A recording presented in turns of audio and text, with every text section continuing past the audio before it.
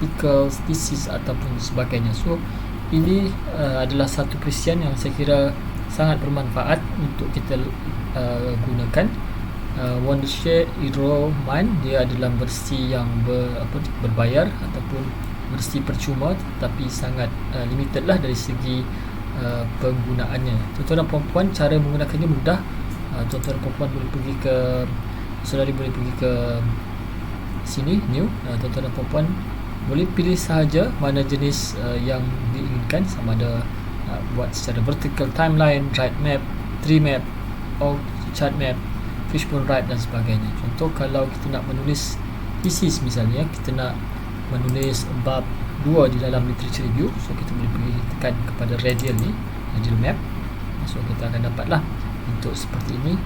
Itu saya nak potong dulu mana-mana yang telah saya buat sebelum ini. Ini pun saya nak buang. Contohlah saya nak membahaskan tentang isu tentang apa ya, stres, tekanan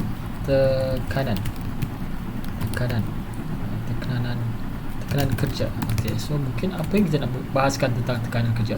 So kita boleh buat kaedah macam mana kita menggunakan pendekatan 5W1H lah, 5 why, how, when kan. So kita boleh tuliskan apakah ia tekanan kerja, apakah, bagaimanakah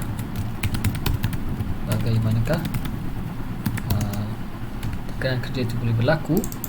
Mula kita tulis dulu perkataan-perkataan pendek, soalan-soalan pendek ini. Mengapa tekanan kerja, apakah ianya semakin meningkat, contohnya semakin meningkat. So, kita nak tambah lagi, tekan ini, tekan enter saja, dia akan keluar kat sini. So kita tulis apa ya, mengapa ianya semakin meningkat. So, tekan ini, ianya semakin meningkat. Mengapakah ianya semakin meningkat, sejauh mana ia berlaku kan. Lepas tu kita tekan lagi sini, tekan enter, so akan ada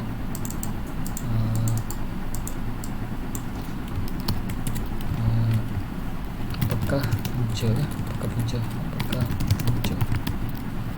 Ini sini kita lihat apakah definisi punca. Apa lagi kita nak letak? Apakah punca, selain apakah punca, tekan apa lagi?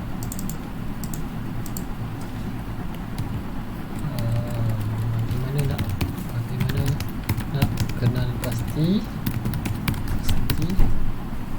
tekanan berlaku. Okey, so kita boleh gunakan ini.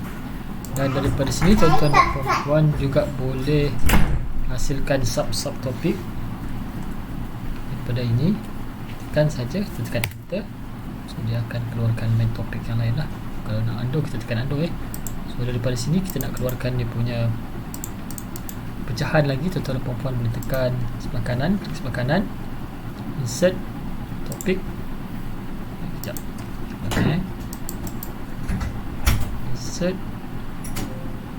insert subtopik ni, subtopik keluar. Tekan lagi sekali, insert subtopik. Okey, insert topik. Okeylah, kita nak bahaskan di bawah ni, kita letakkan sebagai sejauh mana ia berlaku dalam kalangan remaja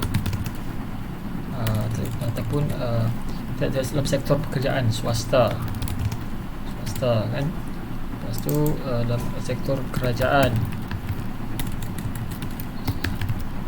tu kita nak tengok mungkin bandar ya, bandar.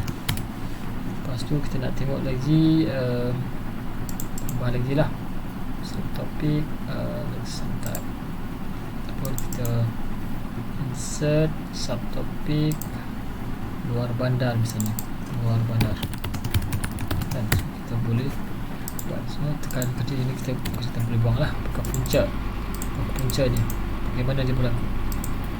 punca. So macam mana kita nak pasti punca lah, apakah punca?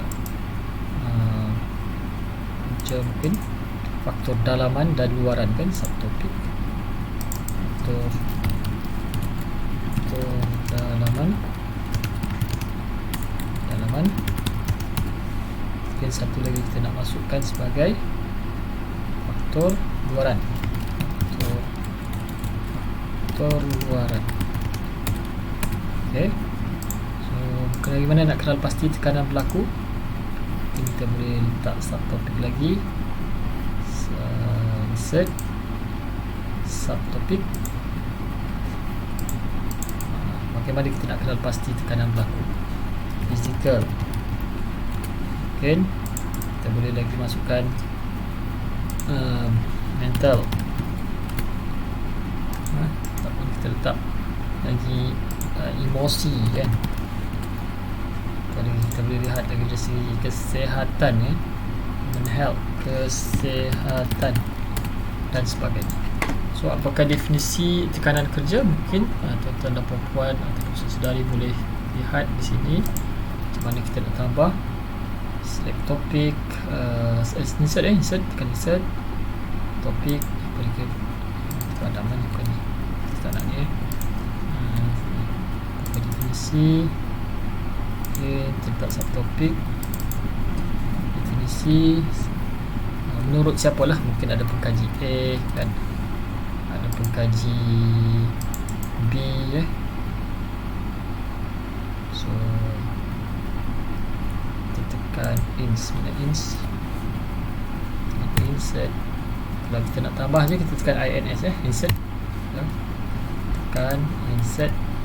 So kita tekan pengkaji A, B dengan C dan D bagaimanakah ia berlaku? So mungkin banyak faktor lah kan. So kita boleh tengok bagaimanakah ia berlaku tekanan kerja ini, mengapa ia semakin meningkat. So mungkin ada dapatan-dapatan kajian-kajian terkini yang melihat kepada itu. So kita boleh letakkanlah contoh multiple topics. Di sini kalau kita letak multiple topics, apa yang akan berlaku kita tengok A, B, C, D, E contoh okay, kita tekan OK. So akan ada macam tu. Mengapa ia semakin meningkat? So kita boleh letakkan set multiple topic, mungkin X, Y, Z kan contoh. Okay, inilah adalah macam mana kita dapat hasilkan sesuatu yang dinamakan sebagai peta minda ya. So ini tuan-tuan dan puan-puan boleh gunakan dalam penulisan ataupun membuat brainstorming terhadap kajian-kajian yang kita jalankan lah, ataupun sebelum kita menulis literature ataupun apa-apa saja kita jalankan. So kita boleh gunakan pendekatan mind map ini. Okay, so yang bagusnya dalam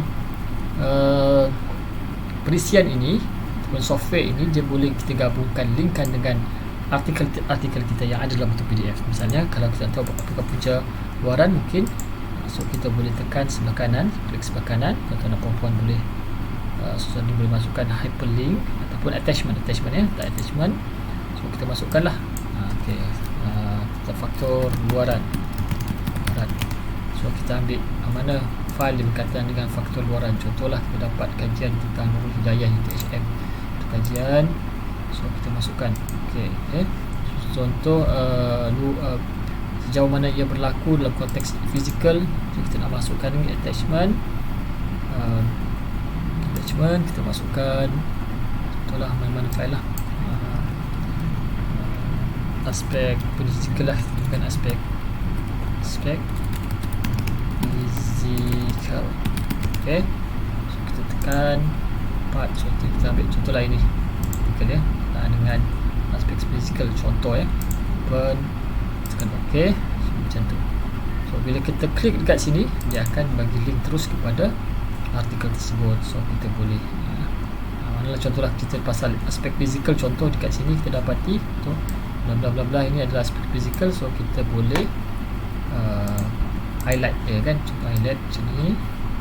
So kita boleh save kan nanti itulah cara macam mana kita nak gunakan mind map inilah, menggunakan hidro. Okay, so pendekatan ni bagus dan dia boleh kita save dalam bentuk apa ya, kita nak save as dalam bentuk JPEG dalam bentuk Word format, dalam bentuk PowerPoint. Cuba kita klik dalam bentuk PowerPoint, save. Okay, dalam bentuk PowerPoint kita dapat. So kita tekan OK, so export now. So dia ada dia punya version-version yang tertentu lah kan, so boleh dapatkan ini. Okay, so itu cara menggunakan apa tu, map, mind map untuk kita menulis. So banyak lagi tools di sini yang tuan-tuan dan puan-puan sebenarnya boleh gunakan. Contohnya kalau kita nak kaitkan tentang relationship, contoh yang ini kaitan dengan ini kan, so boleh juga gunakan ini. So, mungkin kita boleh label dekat sini lah kan, label dekat sini, kita letak sini sikit label kan. So, kita boleh kaitkan sebegitu dalam penulisan untuk menunjukkan kaitan antara satu sama lain.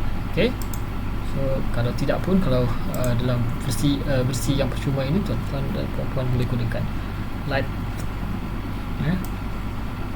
untuk copy, save dia untuk kegunaan dalam penulisan tesis. So kita bolehlah masuk dalam Word, so kita paste, masukkan dalam thesis kita. Okay, sekian, terima kasih, itu saja. Assalamualaikum warahmatullahi wabarakatuh.